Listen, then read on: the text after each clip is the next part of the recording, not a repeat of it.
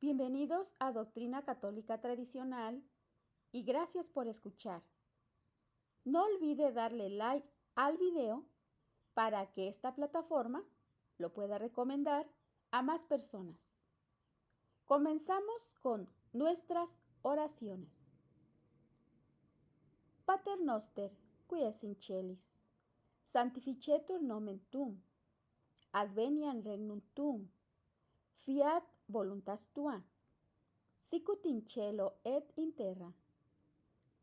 Panem nostrum quotidianum da nobis hodie, et dimitti nobis debita nostra, sicut et nos dimittimus debitoribus nostris, et ne nos inducas in tentationem, sed libera nos a malo.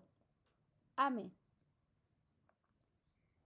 Ave Maria, gratia plena, Dominus tecum, benedicta tu in mulieribus, et benedictus fructus ventris tui, Iesus. Sancta Maria, Mater Dei, ora pro nobis peccatoribus, nunc et in hora mortis nostrae. Amén. Sancte Micaeli Arcangele, defende-nos in praelio.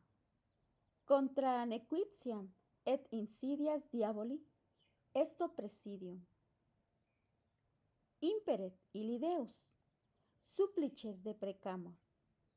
Tuque, princeps militia celestis, Satanam aliosque spiritus malignos, qui ad perditionem animarum pervagantur in mundo. Divina virtute in infernum detrude. Amén.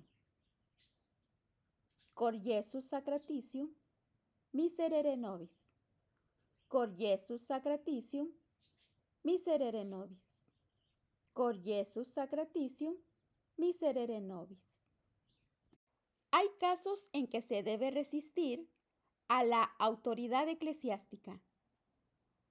3 ejemplos en la historia de la Iglesia.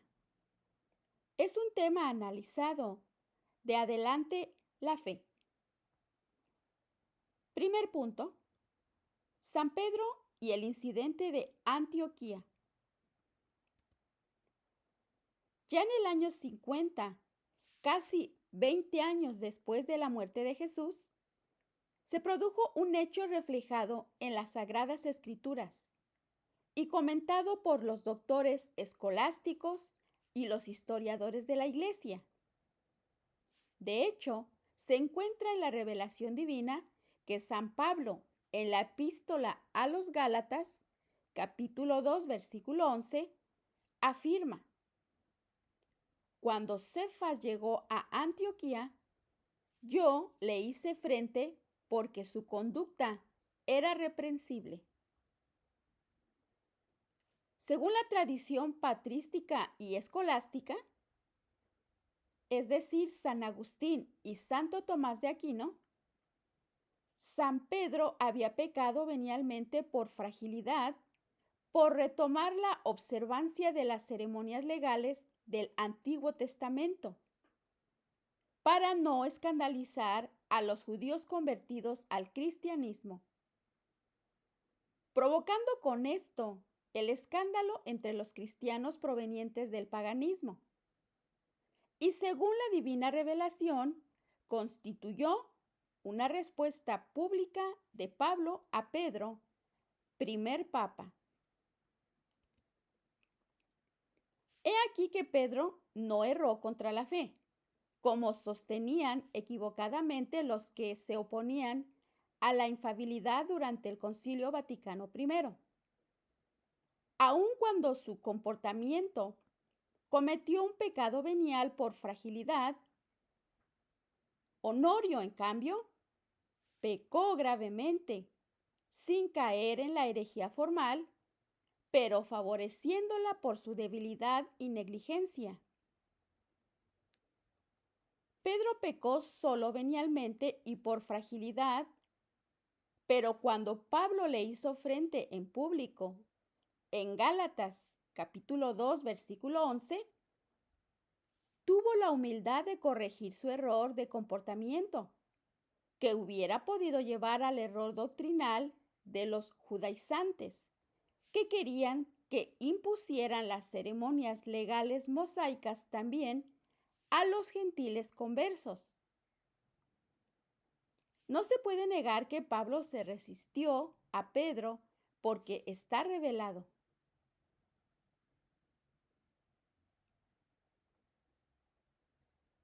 Punto número 2. Hablemos de Nestorio. Año 381 al 431. Niega la maternidad divina de la Virgen María. Otro hecho ampliamente comentado por los historiadores de la Iglesia es el que sobrevino con Nestorio, patriarca de Constantinopla, alrededor del año 350, después del incidente de Antioquía. Don Próspero Werenger, en su famosa obra, escribía, y cito, día de Navidad de 428, Nestorio, aprovechando la inmensa concurrencia de fieles para festejar el parto de la Virgen Madre, desde el trono episcopal lanzó esas palabras blasfemas. Y cito, María no ha generado a Dios. Su hijo no es más que un hombre, instrumento de la divinidad. Ante estas palabras, la multitud se estremeció de horror. Haciéndose portavoz de la indignación general, Eusebio de Doriles, un simple laico, se puso de pie frente al público enardecido para protestar contra tal impiedad. Su generosa actitud significó la salvaguarda de Bizancio y mereció el elogio de concilios y de papas. Esto es un escrito de Don Próspero Werenger. Punto número 3. El Papa Honorio I favorece el error, años 625-628. Entre varios ejemplos de hechos de este género que se señalan en la historia de la Iglesia, resalta, en tercer lugar, casi 200 años después del caso de Nestorio, el del Papa Honorio I. Este papa vivió en un tiempo en que la herejía monotelita hacía estragos en la Iglesia de Oriente.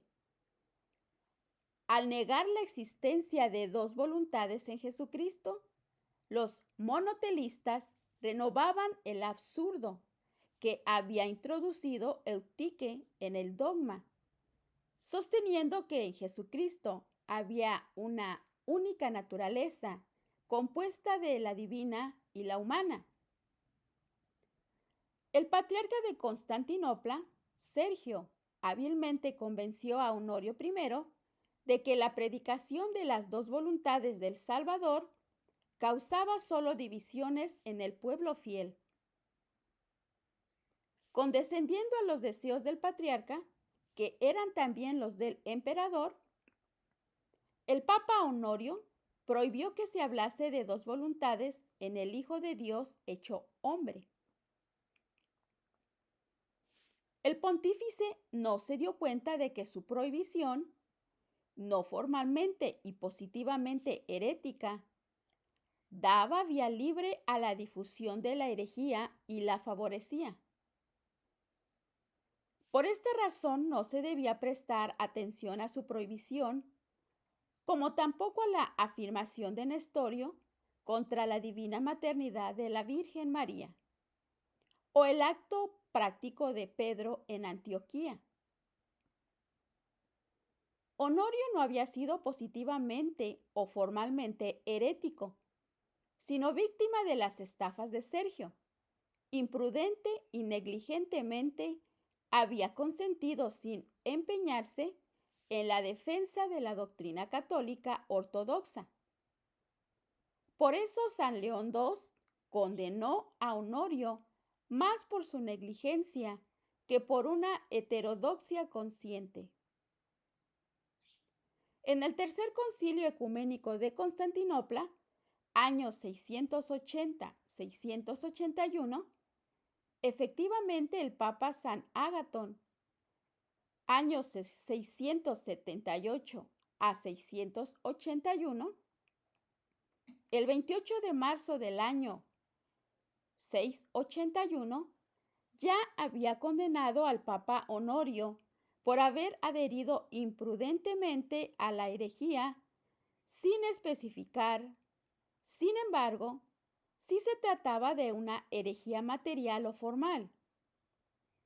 Pero en el decreto de ratificación del Tercer Concilio Constantinopolitano, el Papa San León II, años 682 a 683, especificó el 3 de julio los límites de la condena de Honorio, entre comillas, que no iluminó a la Iglesia Apostólica con la doctrina de la tradición apostólica, sino que permitió que la Iglesia Inmaculada fuese manchada por la traición.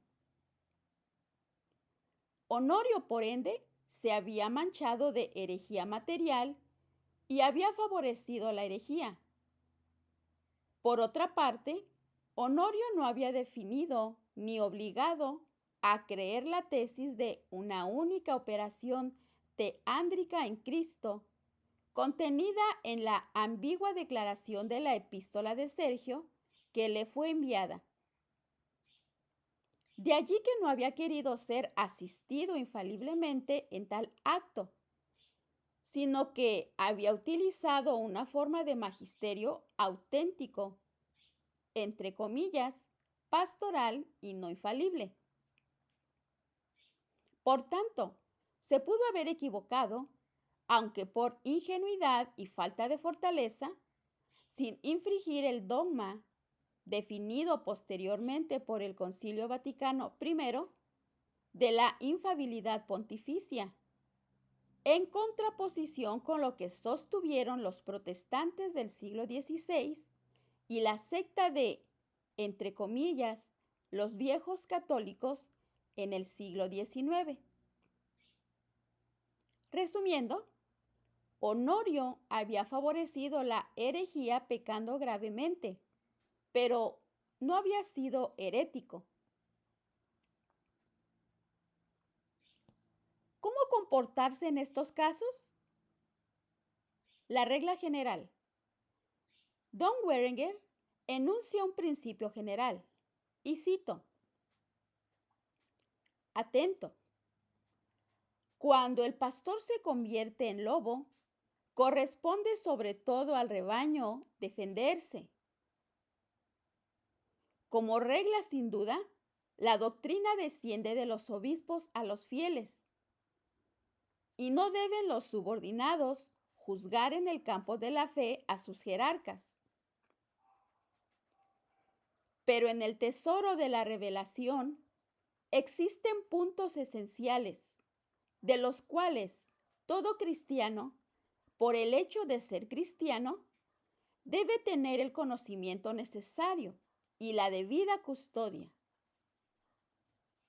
El principio no muda, ya sea que se trate de verdades de fe o de normas morales a seguir, tanto en moral como en dogma. Las traiciones similares a la de Nestorio, los derrapes como el de Honorio y las excesivas prudencias, como las de San Pedro en Antioquía, no son frecuentes en la Iglesia. Pero puede darse que algunos pastores excepcionalmente se callaran, por un motivo u otro, en alguna circunstancia en que la fe misma pudiera verse implicada. En tales coyunturas, los verdaderos fieles son los que ponen solo en su bautismo la inspiración de su línea de conducta, no los pusilámines que, bajo el falaz pretexto de la sumisión a los poderes constituidos, terminan adhiriendo al enemigo u oponiendo a sus empresas un programa que no necesario en absoluto. Importancia de la tradición. El valor de la tradición es tal que aún las encíclicas y los otros documentos del magisterio ordinario del sumo pontífice, en que no se requiere definir ni obliga a creer, son infalibles solamente las enseñanzas confirmadas por la tradición. Papa Pío IX, en su carta Tuas Libenter, año 1863. Es decir, por la continua enseñanza de la misma doctrina impartida por diversos papas y por un amplio lapso de tiempo. En consecuencia, el acto de magisterio ordinario de un papa que no define ni obliga a creer, aquello que contraste con la enseñanza garantizada por la tradición magistral de diversos papas, a través de un considerable lapso de tiempo, no debe ser aceptado.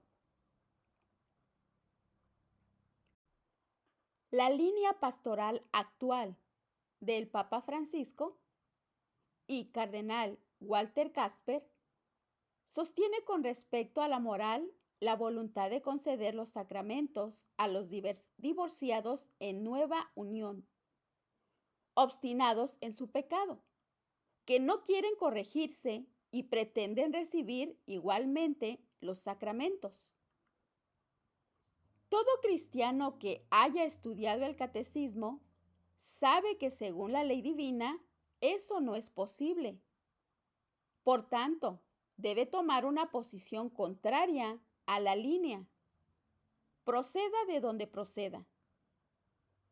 Desde el punto de vista dogmático, se sostiene la novedad de la colegialidad episcopal en la Lumen Gentium, del paneuconismo en la Unitatis Redintegratio y Nostra Aetate, de reducir a la manera protestante las dos fuentes de la revelación a una, entre comillas, solamente la Escritura. Esto lo vemos en Dei Verbum. Del pancristismo tehilgardiano en el documento Gaudium et Spes. De la libertad de las falsas religiones, documento Dignitates Humanae. Desde el punto de vista litúrgico se sostiene el Novus Ordo Missae de 1978 que, entre comillas, se aleja de manera impresionante de la teología católica del sacrificio de la misa, según se definió en el Concilio de Trento. Cardenales Alfredo Ottaviani y Antonio Bacci. Estos dos casos en los que es lícito y hasta forzoso suspender la aceptación de las decisiones innovadoras del magisterio pastoral y por tanto no infalible del Concilio Vaticano II y del postconcilio. Ahora veamos la norma para juzgar las novedades. Debemos custodiar, por ende, con el máximo respeto y con la máxima atención, el criterio de verificación al confrontar las novedades que surgen en la Iglesia. Si están de acuerdo con la tradición apostólica, bien. Si no se adecúan, sino que se oponen a la tradición, o bien la disminuyen, no deben ser aceptadas. Tradición. Es cierto. No es inmovilismo. Es crecimiento, pero en la misma línea, en la misma dirección, en el mismo sentido. Crecimiento de un ser vivo, que sigue siempre siendo el mismo. Dicho esto, tomemos por norma el siguiente principio. Y cito: cuando es evidente que una novedad se aleja de la doctrina tradicional, es cierto que no debe ser admitida. Monseñor Antonio de Castro Meyer, en su carta pastoral Aggiornamiento o Tradición, 11 de abril del año 1971, en la diócesis de Campos, en Brasil. Dado que la jerarquía puede excepcionalmente equivocarse, en tal caso, se puede lícitamente resistir en forma pública a la autoridad, pero con el debido respeto. Mientras tanto, se debe continuar haciendo lo que la Iglesia ha hecho siempre, antes de que el error y la confusión penetrasen casi la totalidad del ambiente eclesiástico, y creyendo aquello que la Iglesia ha siempre y en todas partes creído universalmente. Quod semper, ubique et ad omnibus. El doctor Angélico, en diversas obras suyas, enseña que en casos extremos es forzoso resistir públicamente una decisión papal, como lo hizo San Pablo frente a San Pedro. Y cito: si existiera un peligro próximo para la fe, los prelados deben ser reprendidos, incluso públicamente, por parte de sus súbditos. Así, San Pablo, que se sometía a San Pedro, lo reprendió públicamente en vista del peligro inminente de escándalo en materia de fe. Y como dicen los comentarios de San Agustín, el mismo San Pedro les dio ejemplo a los hombres que gobiernan, a fin de que ellos nunca se alejasen del sendero recto, de que no rechazaran como indebida una corrección que proviniese de sus súbditos. Francisco de Victoria escribe lo siguiente: según la ley natural, es lícito rechazar la violencia con violencia. Bien, con órdenes y dispensas abusivas, el Papa ejercita violencia, porque se alza contra la ley. Por lo tanto, es lícito resistirlo. Como observa Gaetano, no realizamos esta afirmación porque alguien tenga derecho de juzgar al Papa o tenga más autoridad que él, sino porque es lícito defenderse. Cada uno, de hecho, tiene derecho de resistirse a un acto injusto, de intentar impedirlo y en defenderse. Francisco Suárez dice lo siguiente: si del prelado emana una orden contraria a buenas costumbres, no se le debe obedecer. Si procura realizar algo manifiestamente contrario a la justicia y al bien común, será lícito resistirlo. Se atacará con fuerza, se lo podrá reprender por la fuerza, con la moderación propia de la legítima defensa. Por último, San Roberto Belarmino decía lo siguiente: tal como es lícito resistir al pontífice que agrede al cuerpo místico, también es lícito resistir a aquel que agrede las almas o perturba el orden civil, especialmente a aquel que intenta destruir la iglesia. Digo que es lícito resistirlo no haciendo lo que ordene e impidiendo la ejecución de su voluntad. No es, sin embargo, lícito juzgarlo, castigarlo o deponerlo, porque estos actos son propios de un superior. Y la Santa Sede solo tiene como superior a Dios.